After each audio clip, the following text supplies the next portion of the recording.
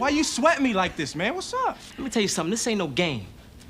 And if you think that it is, then maybe you should go home, because you're not welcome here. Hey guys, Tyler here. One thing that I think has always been great to me in particular about Nerdstalgic is just this idea that it can really be whatever I want it to be on any particular day. Meaning that one day, if I'm binging Fresh Prince again, it can be this. Or another day, if I've just watched Interstellar, it can be the Interstellar video. Or if I've spent a week watching Pixar films and overanalyzing them, it can be, something like the realism of Pixar. And with that malleability comes maybe a malleability in how I present content. And I don't mean in general, but when I went to write this particular video about the Fresh Prince, it became clear pretty quickly that this video didn't require, and more importantly, didn't work in the typical format that I might make a video in. Instead, this is more of a conversation. And while there'll probably never be another video on this channel quite like this one again, this is the way I wanted to talk about the Fresh Prince of Bel-Air. And maybe it's fitting that it'll be the only video formatted like this in the entire channel's run. So to get this thing started, I guess a little bit about me. Most of you know enough about me, so I'm not gonna get into my background,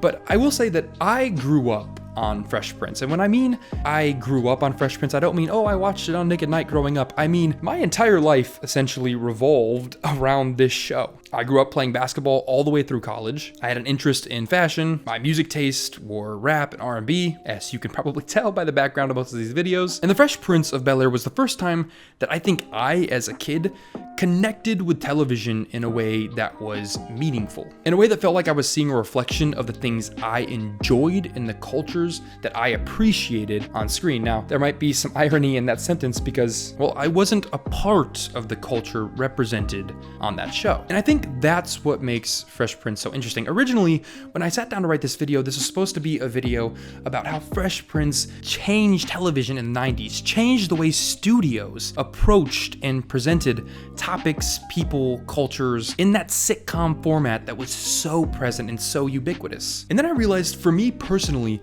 it's actually a little more than that, and I think that there's a lot of nuance in what that means. So I wanted to break this down into kind of 4 sections. The first is the way that Fresh Prince of Bel-Air shifted culture. Typical shows of that era that became incredibly popular were shows that didn't leave the TVs that sat in your rooms. And what I mean by that is, let's look at Full House, for instance. Full House was a fun, idyllic family comedy. It was designed and apparently watched by mostly young children, which I frankly was unaware of at the time. But a recent report about why Netflix chose to discontinue Fuller House showed that the numbers NBC got back for the original Full House had an average viewer range of 11 to 13 years old. Which is strange, given that its syndication run was primarily on Nick at Night, which was a variety block of programming aimed at adults looking for nostalgia after their kids went to sleep. But you watched Full House and you turned it off and you went about your day.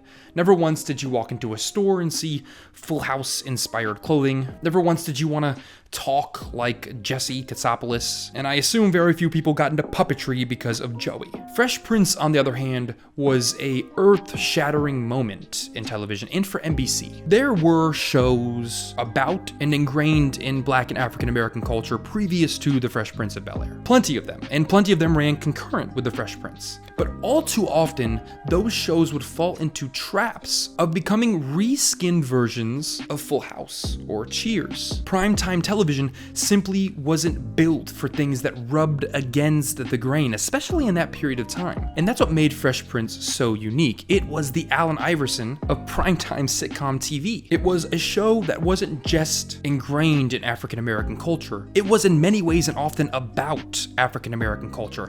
And it flew in the face of shows like Full House. It was comparatively crass. It dealt with sex, drugs, violence, and racism in ways that were substantially more adult than what you were typically getting out of those family-oriented sitcoms at the time. And this should have set Fresh Prince up to fail, but it didn't, and I think that's because of another thing. When Will Smith and Jazzy Jeff were kind of picked out of a crowd and plucked into the situation, they were already established hip-hop artists, or in Jazzy Jeff's case, a DJ. Will had had a modicum of success, had made a bunch of money, had gone broke, but he had fame. He had never acted, but he knew his way around the music industry at that point. But that's only one place where I think Fresh Prince thrived in shifting not just television culture, but culture in general. The Fresh Prince of Bel-Air, in its name and in content, oozed hip-hop, rap, and fashion culture in every single way. And this wasn't a show aimed at what would eventually become the black entertainment TV crowd. This was a show aimed at the same people watching Full House and Home Improvement. That same crowd was expected to watch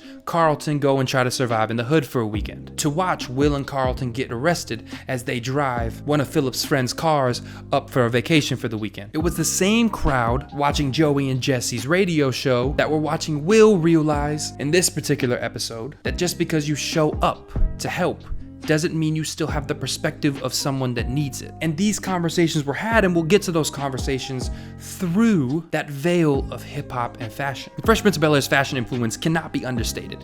To this day, people are still modeling in and out of eras the Fresh Prince style. There's a whole Bel Air athletic store, which I own half of the clothing of, that does millions of dollars of sales every quarter. You cannot talk about 90s fashion, that same fashion that continues to be ubiquitous today, without talking about Fresh Prince, which put it on a huge stage. Carl, that was avoiding watching Mace's music video, was still flipping through the channels and seeing Will dressed the same way. And I mentioned the show rubbing against the grain of traditional primetime TV, and you can see that in that fashion influence. Will goes to a predominantly white and affluent private school, and what does he do? The first thing he does when he gets there is flip the dress code inside out, literally and figuratively. And he becomes the fashion influence within that school. And that attitude has been talked about in various interviews of cast members, producers, and writers throughout the years. This fight back attitude was subtly placed throughout Fresh Prince. This argumentative stance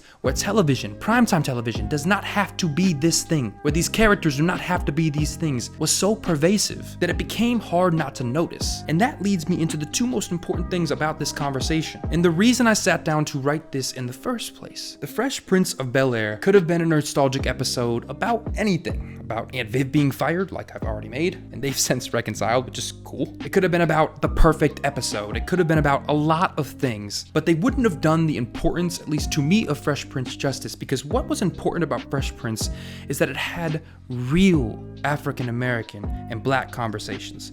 It did not pander to the households that NBC assumed would be their audience. What do I mean by that? Real conversations. Well, let's look at the foundation of what the show is. Will is a young guy from Philly who grew up in the hood and was suddenly transplanted into one of the most exorbitantly wealthy neighborhoods in the world. That is culture shock. 100%. Can't get around it. So instead of consistently making fun of that thing and never trying to understand the realities of a situation like that, The Fresh Prince does the opposite from almost moment one. Almost every season is packed with episodes about serious conversations that were simply not being placed into prime time TV sitcom conversations. For instance, the episode where Will's aunt brings home a white future husband, and how the family reacts to that reality, specifically Will's mother. Or the episode I talked about earlier, which to me is one of the best episodes of Fresh Prince, where Will goes to help out in Uncle Phil and Aunt Viv's old neighborhood, which has since been burned down. That neighborhood is in a less affluent area. And instead of just having a charity episode where everybody runs and helps out, Will meets a guy down there, African-American guy like himself, who Will believes he can relate to. He thinks they're from the same place and he tries to find that common ground, but Will realizes quickly that he suddenly isn't in the same position, and that helping does not mean you understand the pain of the people you are helping, even if you were once them, which maybe could be a good lesson for a lot of people over the last few years. That just because you are out there, just because you're flying your flags, does not mean you understand the pain of the people you are trying to help, and that does not mean don't help. It means help more and try to relate less. Let's put it this way. Episodes like that, what that episode of Fresh Prince understands is that if you walk up to the double amputee, it might make you feel good to go up to the guy and say, yeah, I remember one time I took a really hard fall and I couldn't walk for a few weeks. I get it, man. I feel your pain. I wish you the best. But it doesn't help nearly as much as just bringing the guy along to play some basketball and not saying a word, and just changing the way he and other people view his situation. There's the shooting episode, the speeding arrest, the Black History episode. The list goes on and on and on. Nothing about Fresh Prince of Bel-Air was shy about what it was and who was in it. And it brought real African American conversations into households that had never had them before. And it did it in a way that wasn't subtle, that wasn't shy, but ingrained those conversations in quality, in comedy, in style, in a way that made you less uncomfortable having them. And that, I think, is important, because what I wanted to wrap this up with is just talking for a moment about the relevancy of those conversations and the relevancy of Fresh Prince. There is maybe no show that feels more of the times today than the Fresh Prince of Bel-Air. Go back and watch that show front to back, and you'll almost wonder if it was made yesterday. Now, that's both a good thing and a bad thing. It's a bad thing because it means that the same problems the show is focused on dealing with and talking about 30 years ago are still so present in our society that 30 years ago still feels modern in the most problematic of ways. But good in the fact that there are still so many lessons that can be taken and ran with from one single show that is decades old at this point. The Fresh Prince of Bel-Air was a show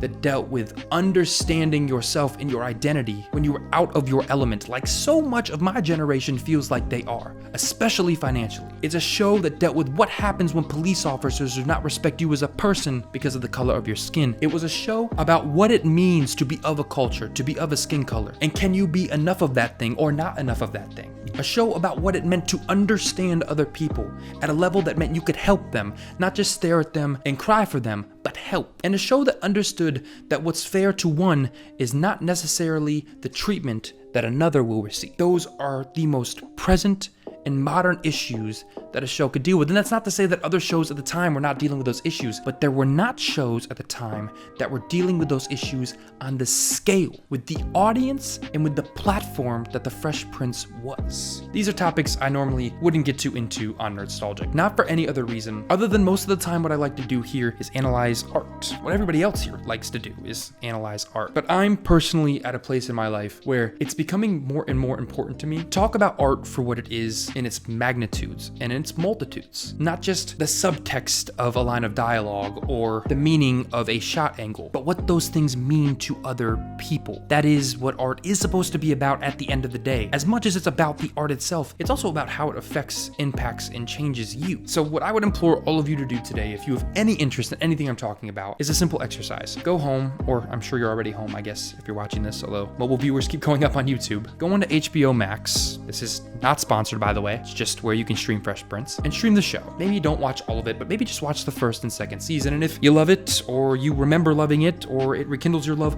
watch it all the way through. Come back on Twitter here and tell me if it affects you at all. If you see anything about our modern world in that show and what that says to you about what art is supposed to be and how art is meant to stay relevant. Is art meant to stay relevant because it touches on issues that are never solved, or is art meant to solve those problems, and does art fail if it doesn't help solve them? And did Fresh Prince do any of those things? What category did it fall into there? I don't know. What I know is that Fresh Prince is still in syndication. You can stream it on HBO Max, and I think there's more to learn from Fresh Prince than maybe any show you can watch on TV right now. Whether it's Loki, Game of Thrones, Invincible, none of those shows have the unabashed charm of a show that has no interest in filtering its problems. A group of writers that know what's wrong and aren't afraid to show you as well. But most importantly, a show that had no idea that 30 years later, its relevancy would extend far beyond Will Smith and jackets. Maybe this is a wake-up call to me, myself. This conversation of does art need to mean something? And it used to be I didn't care. I didn't care, not that it should or shouldn't. I've always believed that my art should. And I mean my art off of this platform. But I didn't care whether or not you decided if yours did. Art should be whatever you want it to be. But as I get older, I'm wondering if there's waste in not having something to say. I don't know. That's what this is, a conversation. Do with it all what you will, but maybe give Fresh Prince another watch. This video doesn't feel like it needs to spiel. You know what to do if you enjoyed it. You know what to do if you want to stay here. Thank you for allowing me to have a place to have this conversation with you guys. I'll see you in the next one.